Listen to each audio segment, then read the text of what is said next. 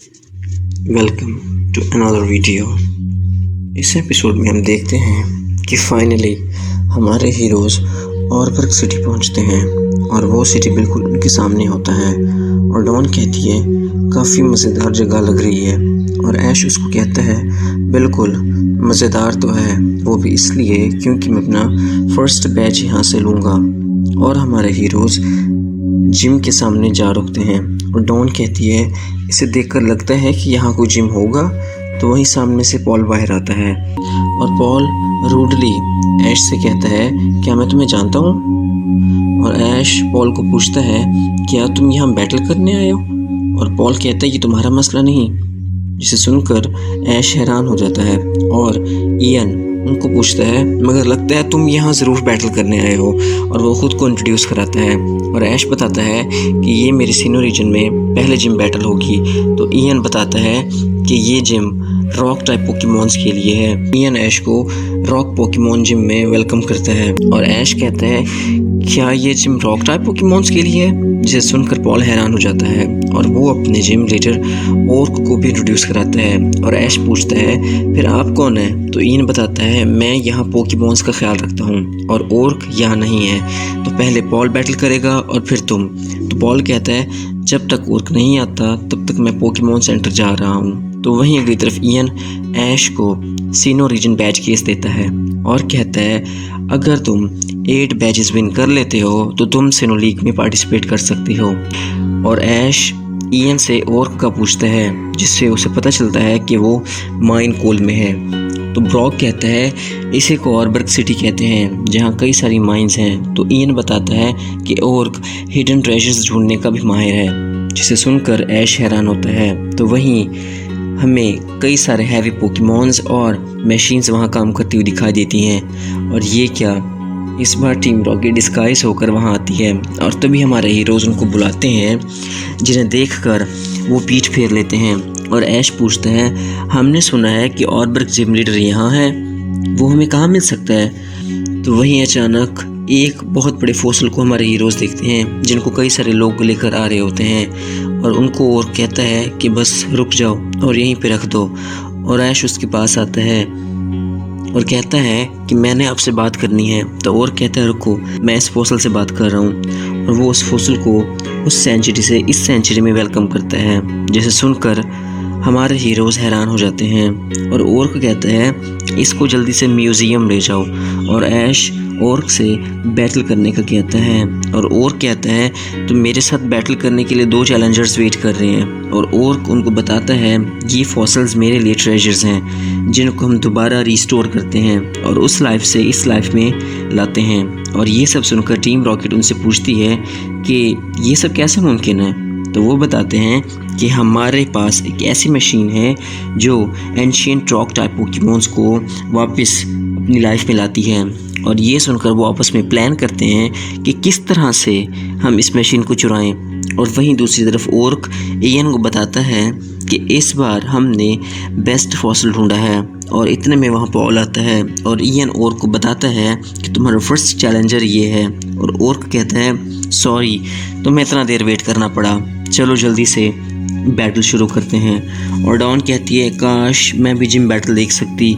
और ओर्क उसकी ये बात सुन लेता है और उसको पूछता है क्या तुमने अब तक कोई बैटल नहीं देखी। तो डॉन कहते हैं नहीं। तो ओर्क कहता है तो ठीक है तुम आ सकती हो, मेरी तरफ से तुम्हें कोई एतराज़ नहीं है। और फिर ओर्क पॉल को पूछता है क्या तुम्हें कोई मसला है। तो पॉल कहता है नहीं मुझे कोई फ़र्क नहीं पड़ता, कोई मेरी बैटल देखे या ना देखे।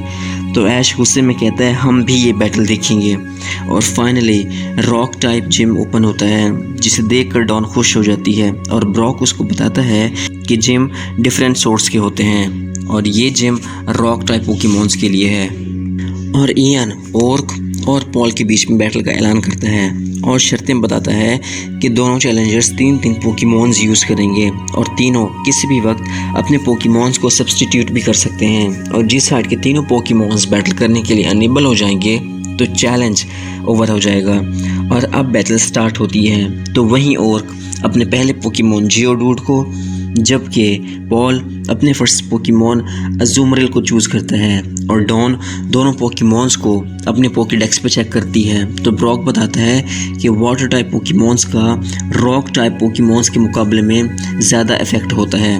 और ओर्क पॉल को फर्स्ट अटैक करने का ऑनर देता है और पॉल अज़ूमरेल को वाटर पंप यूज़ करने का कहता है। तो वहीं ओर्क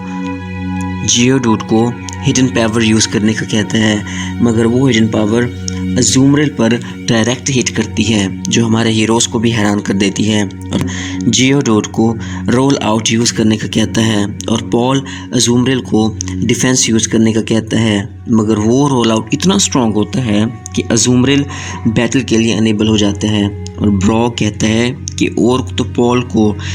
काउंटर अटैक करने का मौका ही नहीं दे रहा और इयन अज़ूमरेल के लूज़र जबकि जियोडूड के विनर होने का ऐलान करता है और पॉल अज़ूमरेल को पोकी बॉल में बुलाने के बाद कहता है तुम किसी काम के नहीं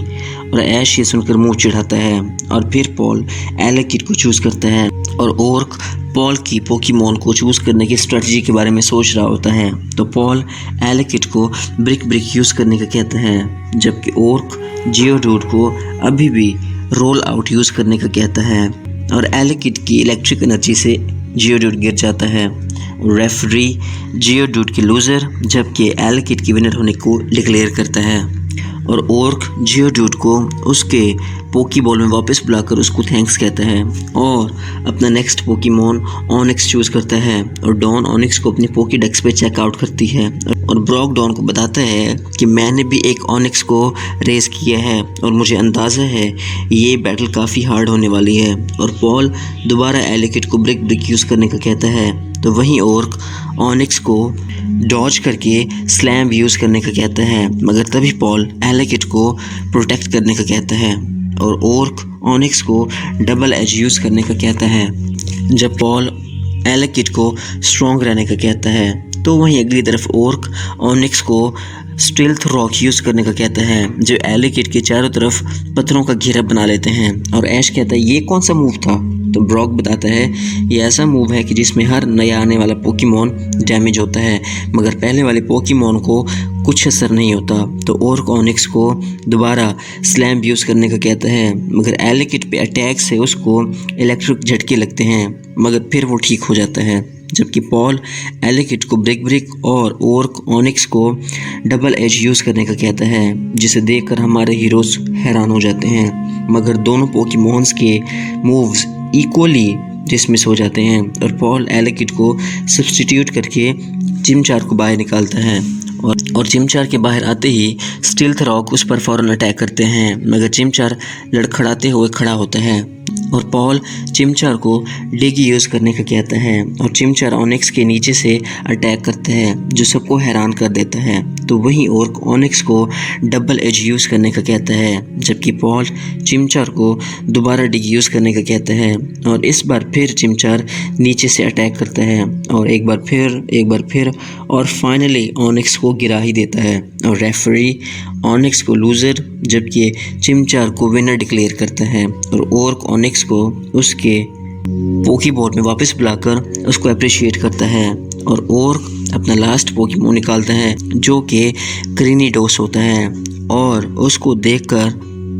और ऐश उसको देखकर अपने पोकेडेक्स पे चेकआउट करता है। तो वहीं पॉल चिमचार को डिग यूज़ करने का कहता है और ओर्क क्रीनिडोस को ऑब्जर्व करके हेडबट यूज़ करने का कहता है और पॉल दोबारा चिमचार को डिग जबकि ओर्क क्रीनिडोस को ज़ेन हेडबट यूज़ करने का कहता है और ऐश कहता है ओह ये मूव तो हेडबट से भी ज़्यादा स्ट्रॉन्ग है। तो ब्रॉक बताता क्यों ना हो क्योंकि ये मूव ज़्यादा पावर लेता है और ओर्क क्रीनिडोस को फिर ज़ेन हेडबट यूज़ करने का कहता है और पॉल चिमचार को डिग यूज़ करने का कहता है और ब्रॉक बताता है कि चिमचार इतना डर गया है कि वो समझ नहीं पा रहा कि पॉल क्या कह रहा है और ये लगा ज़ेन हेडबट और दोबारा ज़ेन हेडबट और फिर और क्रीनिडोस को फोकस एनर्जी यूज़ करने का कहता है और तब अचानक चिमचार की ब्लेज एक्टिव हो जाती है और ये देखकर हैरान हो जाता है जो ऐश को भी हैरान कर देता है। ब्रॉक बताता है ये ऐसा मूव है कि जिसमें चिमचार की सारी एनर्जी एक्टिव हो जाती है और क्रेनिडोस को जेन हेडबट, जबकि पॉल चिमचार को फ्लेम व्हील यूज़ करने का कहता है और वो क्रेनिडोस पर डायरेक्टली हिट करता है जिससे क्रेनिडोस गिर जाता है और पॉल दोबारा चिमचार को फ्लेम व्हील यूज़ करने का कहता है और फिर डिग यूज़ करने का कहता है और जैसे ही क्रेनिडोस को फोकस एनर्जी यूज़ करने का कहता है तो चिमचार नीचे से हिट करता है तो उसको हेडबट यूज़ करने का कहता है, मगर पॉल चिमचार को डॉज करने का कहता है, मगर चिमचार डॉज कर नहीं पाता तो क्रेनिडोस उसको एक ही मूव से ढेर कर देता है और रेफरी दोनों पोकेमॉन्स के बारे में उनके लूज़र और विनर होने को डिक्लेयर करता है और पॉल चिमचार को कहता है कि मैं तुमसे बाद में निपटूंगा और फिर पॉल एलेकिड को यूज़ करता है, मगर उसके बाहर आते ही स्टिल्थ रॉक उस पर अटैक करते हैं और पॉल एलेकिड को ब्रिक जबकि क्रेनिडोस को फ्लेम थ्रोर यूज़ करने का कहता है, मगर एलेकिड क्रेनिडोस के घुटने पर ऐसा अटैक करता है कि जिससे इलेक्ट्रिक झटके लगना शुरू हो जाते हैं मगर फिर भी हिम्मत बंधाते हुए क्रेनिडोस को जेन हेडबट यूज़ करने का कहता है और वो अभी तक उसी घुटने पर हिट लगने से दर्द में होता है, जबकि पॉल एलेकिड को ब्रिक यूज़ करने का कहता है और वो ब्रिक डायरेक्ट क्रेनिडोस के हेड पर लगता है और पॉल दोबारा ब्रिक यूज़ करने का, जबकि क्रेनिडोस को फ्लेम थ्रोर यूज़ करने का कहता है, मगर फिर भी एलेकिड उठ खड़ा होता है और क्रेनिडोस को जेन हेडबट जबकि पॉल एलेकिड को ब्रिक यूज़ करने का कहता है जिससे दोनों पोकेमॉन्स हाईली इफेक्टिव होते हैं और पॉल इस सब को ख़त्म करते हुए एलेकिड को ब्रिक और पॉल क्रेनिडोस को फ्लेम थ्रोर यूज़ करने का कहता है, मगर एलेकिड उस फ्लेम को काटते हुए क्रेनिडोस के हेड पर ऐसा अटैक करता है कि जिससे पूरे जिम में तेज़ धार हवा उठ खड़ी होती है और फाइनली क्रेनिडोस गिर जाता है और इयन क्रेनिडोस को लूज़र और एलेकिड को विनर कहने के साथ पॉल को विक्टर डिक्लेयर करता है और दोनों अपने अपने पोकेमॉन्स को उनके पोक की बॉल्स में वापस ले लेते हैं और पॉल को ऑर्बर्क जिम बैच देता है और पॉल उस बैच को लेकर जाने लगता है तो ऐश उसको पीछे से रोकता है और गुस्से में कहता है रुको, मेरी बैटल भी देख कर जाओ। तो अगले एपिसोड में देखते हैं क्या पॉल रुकेगा और क्या ऐश ऑर्बर्क जिम बैच ले पाए और ये एपिसोड यहीं ख़त्म होता है। अगर वीडियो अच्छी लगी हो तो लाइक, सब्सक्राइब और शेयर कीजिएगा। तो मिलते हैं आपसे अगले एपिसोड में, तब तक अपना ख्याल रखें। अल्लाह हाफिज़।